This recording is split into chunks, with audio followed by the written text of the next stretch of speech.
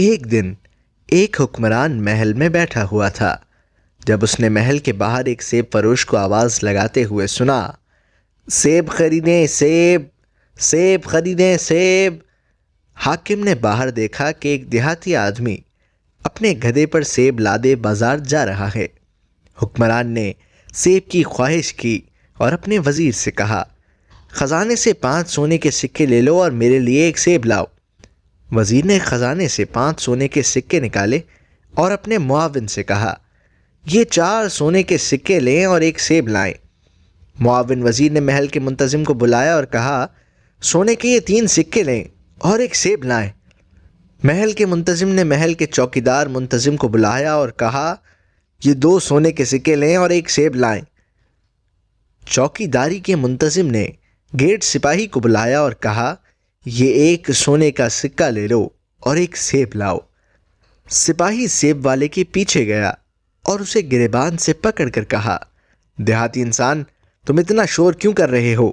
تمہیں نہیں پتا کہ یہ مملکت کے بادشاہ کا محل ہے اور تم نے دل دہلا دینے والی آوازوں سے بادشاہ کی نیند میں خلل ڈالا ہے۔ اب مجھے حکم ہوا ہے کہ تجھ کو قید کر دوں۔ سیب فروش محل کے سپاہیوں کے قدموں میں گر گیا اور کہا، میں نے غلطی کی ہے جناب، اس گدھے کا بوجھ میری محنت کے 1 سال کا نتیجہ ہے، یہ لے لو، لیکن مجھے قید کرنے سے معاف رکھو۔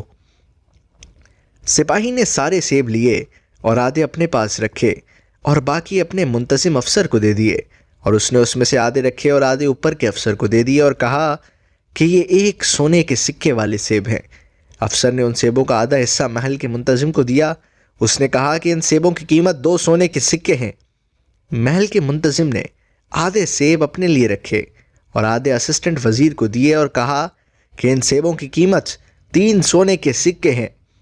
اسسٹنٹ وزیر نے آدھے سیب اٹھائے اور وزیر کے پاس گیا اور کہا کہ ان سیبوں کی قیمت 4 سونے کے سکے ہیں۔ وزیر نے آدھے سیب اپنے لیے رکھے اور اس طرح صرف 5 سیب لے کر حکمران کے پاس گیا اور کہا کہ یہ 5 سیب ہیں جن کی مالیت 5 سونے کے سکے ہیں۔ حاکم نے اپنے آپ سوچا کہ اس کے دور حکومت میں لوگ واقعی امیر اور خوشحال ہیں۔ کسان نے 5 سیب 5 سونے کے سکوں کے عوض فروخت کیے، ہر سونے کے سکے کے لیے 1 سیب۔ میرے ملک کے لوگ 1 سونے کے سکے کے عوض 1 سیب خریدتے ہیں، یعنی وہ امیر ہیں۔ اس لیے بہتر ہے کہ ٹیکس میں اضافہ کیا جائے اور محل کے خزانے کو بھر دیا جائے، اور پھر یوں عوام میں غربت بڑھتی بڑھتی بڑھتی بڑھتی ہی چلی گئی۔ فارسی ادب سے ماخوذ۔ یہی حال آج کل ہمارا ہے۔